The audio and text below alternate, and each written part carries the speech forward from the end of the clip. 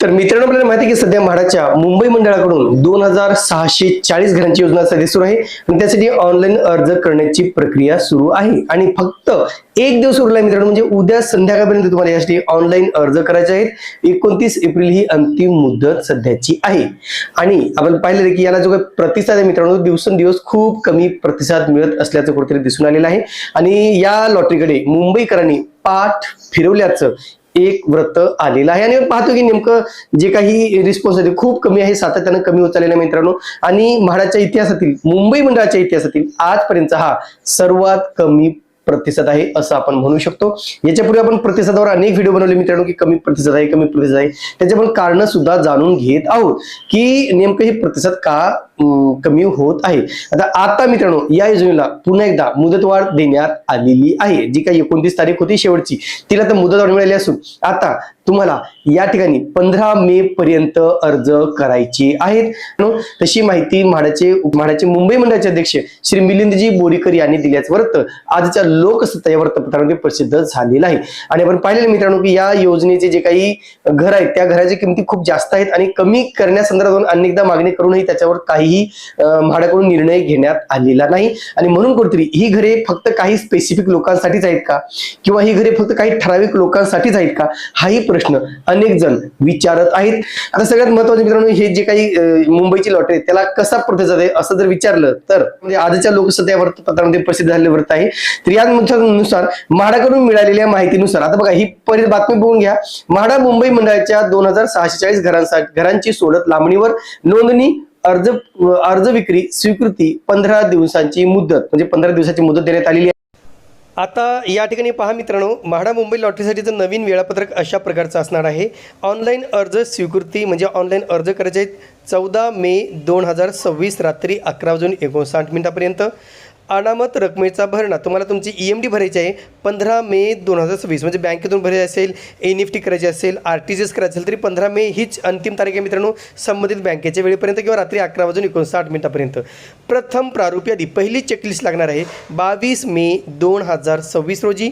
हरकती असतील, काही दावे असतील, पहिल्या लिस्टवर काही करेक्शन असतील तर त्यासाठीची मुदत आहे मित्रांनो 25 मे 2026 आणि याची अंतिम प्रारूप यादी लागणार आहे 29 मे 2026 रोजी. आणि मित्रांनो, सगळ्यात महत्त्वाचं म्हणजे या सोडतीचा निकाल जाहीर केला जाणार आहे 5 जून 2026 सकाळी 10:30 वाजता. या सोडतीचं ठिकाण हे लवकरच म्हाडाकडून कळवण्यात येणार आहे. आणि मित्रांनो, हा व्हिडिओ बनवेपर्यंत अद्याप तरी म्हाडाच्या साईटवरती नवीन तारखा अपडेट करण्यात आलेल्या नाहीत. आम्ही खूप वाट बघितली मित्रांनो, 9:30-10 वाजेपर्यंत आम्ही वाट बघितली की हे अपडेट केल्या जातील. पण हा व्हिडिओ बनवेपर्यंत किंवा पब्लिश करेपर्यंत म्हाडाच्या साईटवर नवीन तारखा अपडेट केल्या नाहीत. कदाचित ह्या उद्या अपडेट केल्या जाऊ शकतात. जी काही लॉटरी आहे त्याच्यामध्ये काही ड्रॉबॅक्स आहेत, म्हणजे काही कमतरता आहेत. त्याच्यानंतर पहिलं असं आहे की याच्या किमती खूप जास्त आहेत. दुसरं, डॉक्युमेंट्स व्हेरिफिकेशन अद्यापही होत नाही. यामध्ये खूप जास्त काम करणं गरजेचं आहे म्हाडाला, कारण जे काही नवीन फॉर्मॅट तहसील करून प्राप्त झालेलं आहे ते फॉर्मॅट अद्यापही व्हेरीफाय होत नाही. ITRचे एवढे विषय आहेत मित्रांनो, ITRची सगळी माहिती अप टू डेट म्हणजे कोणती मिस्टेक न करता, कुठली चूक न करता ITRची माहिती भरून सुद्धा ते ITR व्हेरीफाय होत नाही आणि ते प्रोसिडिंग होत नाही. तिसरं आहे की जे काही डॉक्युमेंट्स, इतर डॉक्युमेंट्स आहेत ते सुद्धा व्हेरीफाय व्हायला 4-4, 5-5, 6-6 दिवस लागत आहेत आणि हे कुठेतरी म्हाडाच्या या सिस्टमचे फेल्युअर आहे का, हाही प्रश्न या ठिकाणी उपस्थित केला जात आहे.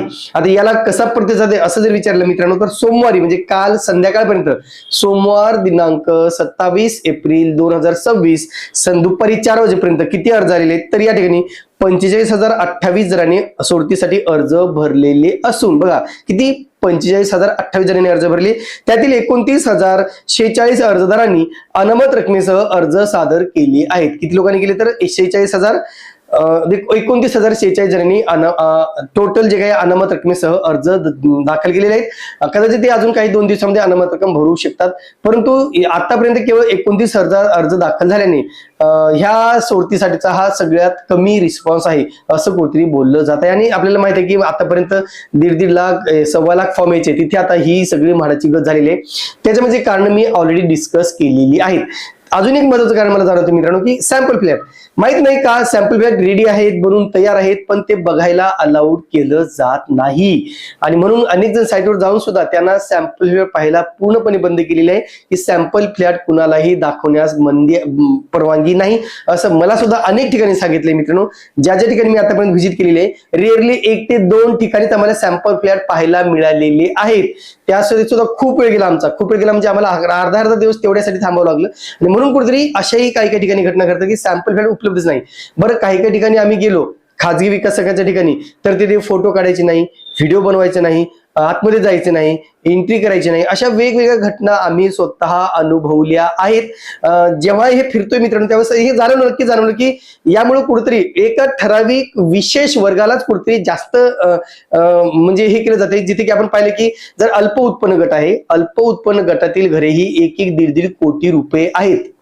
नोकरदार वर्ग ही घरे घेऊ शकणार नाही, छोटा बिझनेसमॅन ही घरी घेऊ शकणार नाही. मग कोण घरी घेऊ शकतं, की ज्याचं उत्पन्न 50,000 आहे किंवा 75,000 आहे, अशी 1.5 कोटीची घरी कोण घेऊ शकतं? त्यांच्याकडे पैसा पडून आहे, किंवा इन शॉर्ट आपण 2 नंबरची कमाई ज्यांच्याकडे आहे त्यांच्यासाठीची लॉटरी आहे, असं नक्कीच अनेक जण बोलत आहेत. आणि हेही तितकं सत्य मित्रांनो, कारण आपल्याला दिसतंय की जर उत्पन्नाची अट आणि तुमच्या घरांची किंमत हे मॅच होत नसेल, तर याचा अर्थ त्या व्यक्तीला कुठून तरी तडजोड करून ते पैसे उभे करावे लागतील. तो व्यक्ती तेव्हाच फॉर्म भरेल जेव्हा त्याच्याकडे ते पैसे असतील किंवा ते उभे करू शकतो. म्हणून या ठिकाणी साईड विजिट करताना अनेकांशी मी बोलत राहिलो, अनेकांशी मी चर्चा केली, अनेक ठिकाणी मी हे सगळे मुद्दे उपस्थित केले होते मित्रांनो. पण त्यावरून एक कुठेतरी लक्षात आलं, या लॉटरीमध्ये मात्र सर्वसामान्य अर्जदार ह्यासाठी ही लॉटरी नाहीच आहे. सर्वसामान्य अर्जदार हे पहिल्याच दिवशीपासून तो कुठेतरी बाद झालेला आहे. त्याच्यामध्ये सुद्धा बऱ्यापैकी जे MIG उत्पन्न गटामध्ये आहेत त्याची सुद्धा विक्रोळीच्या किमती 1.5 कोटी आहेत मित्रांनो. पाहिलेलं की 850चं कार्पेट एरिया 1.5 कोटीला आहे. बरं, 1.5 कोटीला असून सुद्धा मी स्वतः सांगतो ना की माझ्या अनेक मित्रांना त्या ठिकाणी फॉर्म भरायचा आहे, अजूनही ते फॉर्म भरायला तयार आहेत. फक्त एकाच गोष्टीवर गाडी अटकली मित्रांनो, सॅम्पल फ्लॅट. त्यांना तो प्रोजेक्ट बघायचा आहे, त्याने ते सॅम्पल फ्लॅट बघायचा आहे, नेमकी ती घरी कशी बघायची, आणि ते बघायला सध्या परवानगी देण्यात आलेली नाही. आणि म्हणून अनेक जण या गोष्टीमुळे सुद्धा अनेक जण अर्ज करण्यास धजावत नाहीत. त्याच्यामुळं अनेकदा आम्ही व्हिडिओ बनवले, अनेकदा मी सांगितलं मित्रांनो की हे सॅम्पल फ्लॅट उपलब्ध करायला पाहिजे. ह्याच्या मागच्या लॉटरीमध्ये सुद्धा अनेकदा हे माझ्याकडून चूक केली जाते.